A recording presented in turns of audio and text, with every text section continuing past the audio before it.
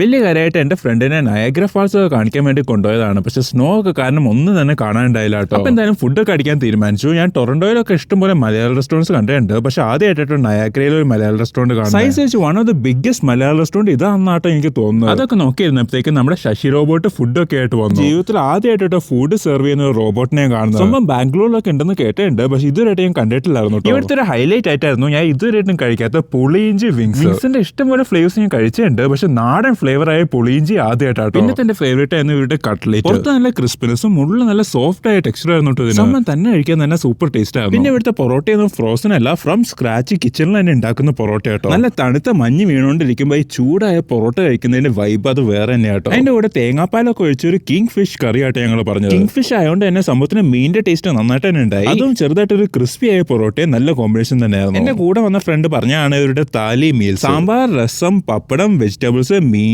Beef, അങ്ങനെ ഇഷ്ടംപോലെ കറികൾ ഇതിനകത്ത് ഉണ്ടായിട്ടോ. അതൊന്നും പോരാതെ തന്നെ അതിനകത്ത് മുളകും മുട്ടയുണ്ടായി. സ്റ്റാർട്ടേഴ്സിനായിട്ട് ഇവരുടെ പ്രോണും അതേപോലെ തന്നെ ചിക്കൻ ഫ്രൈ ഞങ്ങൾ ട്രൈ ചെയ്തു. ഈ ഇടയായിട്ട് പ്രോൺസിലൂടെ എനിക്ക് ഭയങ്കര ഇഷ്ടമാണ്. ഈ സംഭവം അടിപൊളിയായിരുന്നു. ഏറ്റവും അവസാനമായിട്ട് കോക്കനട്ട് പീനക്കൊള്ളാടാന്ന് ഒരു സംഭവമായിട്ട് മേടിച്ചു. ചെറുതായിട്ട് നമ്മുടെ കരിക്കിന്റെ ഒക്കെ ടേസ്റ്റ് കയറി വന്നപ്പോൾ തോന്നി. നിങ്ങൾക്ക് കരിക്ക് ഇഷ്ടമാണെങ്കിൽ ഇതൊരു മസ്റ്റ് ട്രൈ ഐറ്റം തന്നെ. ഇറങ്ങി പോകുന്ന വഴിക്കാണ് ഇവർ ബുഫേ ഒക്കെ സെറ്റ് ചെയ്യുന്നത് കണ്ടത്. കുറച്ച് ദിവസത്തേക്ക് ക്രിസ്മസ് സ്പെഷ്യലായ ബുഫേസ് ഇവിടെ അവൈലബിൾ ആയിരിക്കും. പിന്നെ നയാഗ്രയിലുള്ള ഒരു പാടെന്താ വെച്ചാൽ പാർക്കിംഗ് ആണ്. പക്ഷെ ഇവർക്ക് ബാക്കിൽ തന്നെ കുറച്ച് പാർക്കിംഗ് ഉണ്ട്. പിന്നെ ചുറ്റും ഇഷ്ടംപോലെ പാർക്കിംഗ്സ് അവൈലബിൾ ആട്ടോ. അടുത്ത് തന്നെ ആയതുകൊണ്ട് ഞങ്ങൾ ഒന്നുകൂടെ നയാഗ്ര ഫോളിൽ പോയി നോക്കി. പക്ഷെ അപ്പോഴും നല്ല രീതിക്ക് തന്നെ സ്നോയിങ് ആയിരുന്നു.